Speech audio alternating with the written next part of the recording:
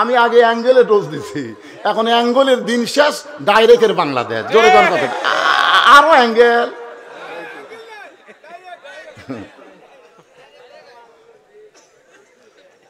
তাহলে একটু মনোযোগ দিয়ে শোনা লাগবে।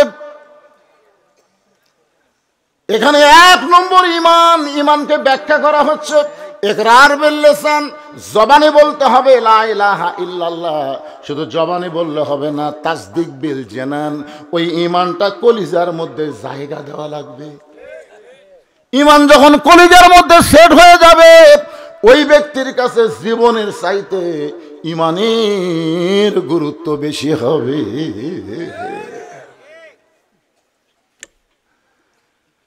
উকিল এসে বলতেছে, স্যার স্যার আপনি একটা দলের আমির, আপনি যদি রাষ্ট্রপতির কাছে একটা দরখাস্ত লেখেন আপনার ফাঁসির দণ্ড মওকুফ হতে পারে,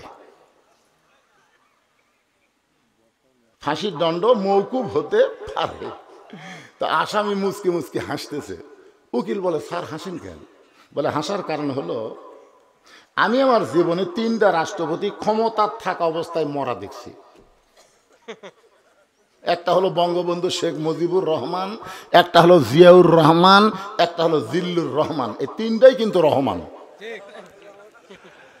এই 3 জন রাষ্ট্রপতি ক্ষমতার থাকা অবস্থায় মারা গেছে। আল্লাহর বান্দা বলতেছে, নাম হলো মতিউর রহমান নিজামী হুজুর, বলতেছে যারা ক্ষমতা থাকতে নিজেরাই মারা যায়, কোন মুসলমান বাঁচার জন্য তাদের কাছে দরখাস্ত লিখবে না। এই শিক্ষা পাইছি আমরা জাতির পিতার কাছে। জোরে কোন কথা ঠিক কি না? উকিল বলতেছে, তাহলে আপনার ফাঁসি হবে। মুচকি মুচকি হাসি আর বলে, তুমি বলতেছো ফাঁসি, কিন্তু আমার আল্লাহ বলতেছে আমার মৃত্যুই হবে না। ওয়ালা তাকুলু লিমান ইউকতালু ফি সাবিলিল্লাহি আমওয়াতুন বাল আহইয়াউ ওয়ালাকিন লা তাশউরুন।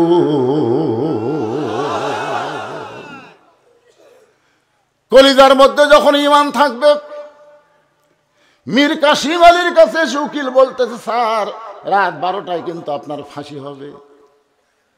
মুচকি মুচকি হাসার বলে, এখন কয়টা বাজে? বলে 9:30। আলহামদুলিল্লাহ, 2.5 ঘন্টা এখন আছে। উকিল কয়, কে রে, রাত 12টায় ফাঁসি হবি, মাত্র 2.5 ঘন্টা, তাও কে আলহামদুলিল্লাহ? বলতেছে, ভাই আমি একটু ঘুম পাড়ি, 2.5 ঘন্টা বসে থেকে কি হবি, আমি একটু ঘুম পাড়ি, ঘন্টা 2 পরে আমাকে ডাক দিও তো। চিন্তা করে দেখেন, যার 12টা ফাঁসি হবি, তাই ঘুম পাড়বি, ঘন্টা 2 পরে আমাকে ডাক দিও। উকিল মনে করতে ফাঁসির চিন্তা পাগলা হয়ে গেছে। আসলে যারা প্রকৃত কলিজার মধ্যে ঈমানের জায়গা দিছে, তারা ফাঁসির চিন্তা করে না, মরার চিন্তা করে না, তারা চিন্তা করে ঈমানটা যেন রক্ষা হয়। জোরে কোন কথা ঠিক কি না? উকিল চলে গেল। 2 ঘন্টা পরে সে দেখে ফাঁসির কন্ডেম সেলের মধ্যে মীর কাসিম আলী নাক ডাইকা ডাইকা ঘুম পাড়তেছে।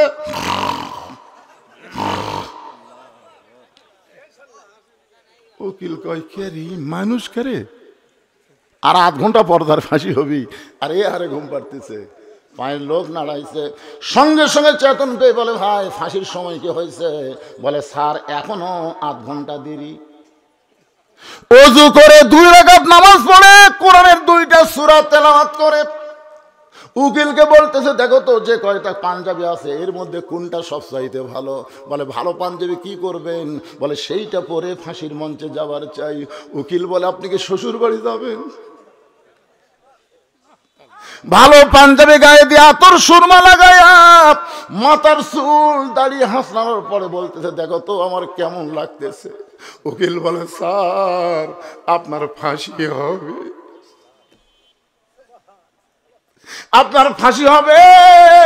বলে, তুমি বলতে তো ফাঁসি, কিন্তু ঘুমের মধ্যে গিয়ে আমি দেখতে পাইছি ফাঁসির মাধ্যমে আল্লাহ তাআলা আমার 8টা জান্নাতের দরজা খুলে দিবে। তাসদিক বিল জানান, কলিজার মধ্যে যখন ঈমান ঢুকবে, ওই মানুষের কাছে জীবনের চাইতে ইমানের গুরুত্ব বেশি হবে। তুমি যতই চেষ্টা করো তুমি তোমার ইমান বাঁচাবার পারবা না, তুমি তোমার জীবন বাঁচাবার পারবা না।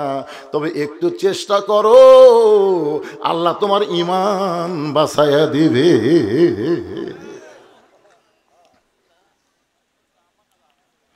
তাসদিক বিল জানানোর পরে বলা হচ্ছে আমল বিল আরকান, ইমান অনুযায়ী আমল করা লাগবে।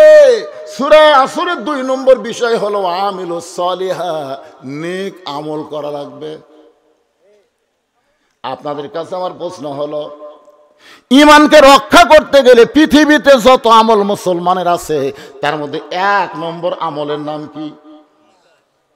ইমানকে রক্ষা করবার গেলে যত আমল আছে তার মধ্যে 1 নম্বরের নাম কি? কোন হাদিসে নাই যে রোজা না করলে বেঈমান হবে, হজ না করলে বেঈমান হবে, যাকাত না দিলে বেঈমান হবে, এটা কোনো হাদিসে নাই। কিন্তু বহু হাদিসে বলা হয়েছে লা সালাতা লা ঈমানা, যার নামাজ নাই তার ঈমান নাই। লা সালাতা লা দীনা, যার নামাজ নাই তার কোনো ধর্মই নেই। বাইনাল আবদি ওয়াল কুফরি তারকুস সালাত, বান্দার কাফেরের মধ্যে পৃথক করার জিনিসটার নামই হলো নামাজ। মান তারাকা সালাত মুতাম্মিদান ফাকাত কাফারা, ইচ্ছা করে একটা ওয়াক্ত নামাজ বাদ দিল, আল্লাহর সঙ্গে কুফরি করলো।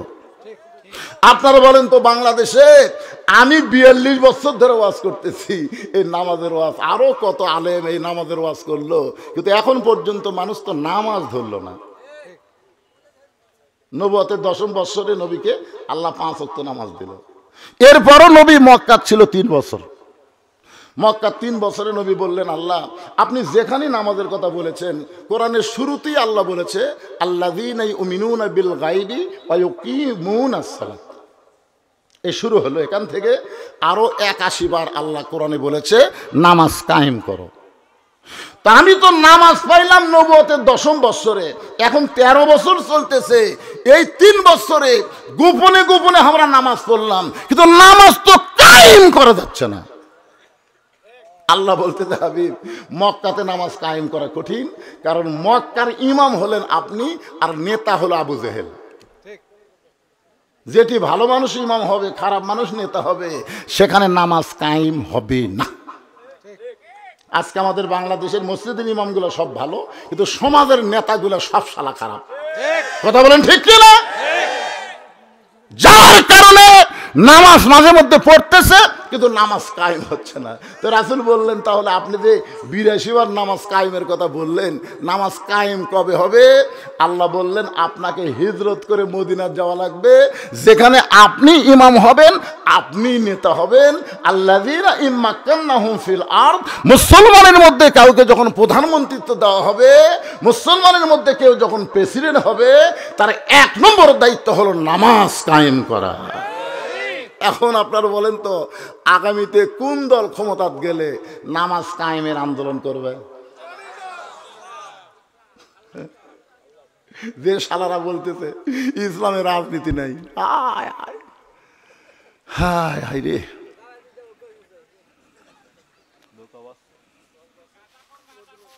আরে কোন খোর খালি বসে থাকেন, এখনকার অ্যাঙ্গেলে মার দেওয়া লাগবে আমার। একটু মনোযোগ দিয়ে শুনবেন, পুরুষ মানুষের জন্য 1 নম্বর হলো নামাজ। নামাজ যদি না আদায় করেন, আপনার কোনো আমল আল্লাহর কাছে কবুল হবে না, কারণ নামাজ না থাকলে তার ঈমানই থাকে না। ধরে কোন কি থাকে না? 5 ওয়াক্ত। জয়ের গুণ কয় ওয়াক্ত? 5 ওয়াক্ত। এই লাইলাতুল মেরাজে আল্লাহ তার নবীকে 5 ওয়াক্ত নামাজ দিয়েছেন। সূর্য উদয়ের আগে 2 রাকাত ফরজ, সূর্য যখন পশ্চিম দিকে হেলে যাবে তখন 4 রাকাত ফরজ, সূর্যের পাওয়ার যখন কমে যাবে তখন 4 রাকাত ফরজ, সূর্য অস্ত যাওয়ার সাথে সাথে 3 রাকাত ফরজ, রাতের অন্ধকার যখন গাঢ় হবে এমন সময় 4 রাকাত। এই সর্বসাকুল্যে 17 রাকাত নামাজ আদায় করা লাগবে। বাড়ি বাড়ি না মসজিদে? বা পড়বে বেটা। অনেক স্বামী জোর নামাজ পড়ে এসে বউ তার সামনে ভাত দিচ্ছে, ওই দোয়া পড়তিস, আল্লাহুম্মা বারিক লানা ফিমা রাযাকতানা ওয়া কিনা আযাবান্নার। দোয়া পড়া ভাত খাচ্ছে। দোয়া পড়ার আগে বউকে বলা লাগবে, তুমি তো আমারে খাবার দিলে, তুমি কি নামাজ পড়ছা? বউ যদি বলে আমি এখনো গোসলই করিনি, তখন স্বামী কি দোয়া পড়বে? তখন স্বামীর দোয়া হলো তাড়াতাড়ি গোসল কর, তাড়াতাড়ি গোসল কর, নামাজ পড়, তারপরে আমার খাবার দে। বেনামাজের হাতে আমি নামাজই খাবো না রে। বউ দৌড়া দেয় গোসল করে, জোহরের নামাজ পড়ে যখন স্বামী খাবার দেয়, ফেরেশতাকে আল্লাহ খবর কি বলে, স্বামী স্ত্রী দুটাই জান্নাতি। বাপ ঠান্ডার মধ্যে উজু করে ফজর নামাজ পড়ে যাচ্ছে, তোমার যে 22 বছরের আইডিয়া আছে, আইডিয়ার খবর কি? এক মুয়াজ্জিন আমারে কয়, হুজুর কিছুদিন হলে আমি দেখতেছি, আমি ফজরে যখন আজান দিই তখন কুত্তাকে দৌড়ে আসে আমার সাথে লোকমা দেয়। আমি আজান দিই, কুত্তাকে করে। আমার কয়, হুজুর দেখেন তো কোনো দোয়া কোরআনে আছে কিনা যে দোয়া পড়লে আজান দেওয়ার সময় কুত্তা চিল্লাবি না। তখন আমি কইলাম, ভাই একটা দোয়া আছে। বলে সেটা কি দোয়া? মানে সেই দোয়া হলো, তুমি আজান দেওয়ার আগে তোমার বাড়িতে খোঁজ করো তো তোমার ছেলে মেয়েরা কি নামাজ পড়ে। তোর মুয়াজ্জিন কয়, হুজুর আমার 2টা ছেলে আইডিয়া হয়ে গেছে, এত নামাজ পড়ে না।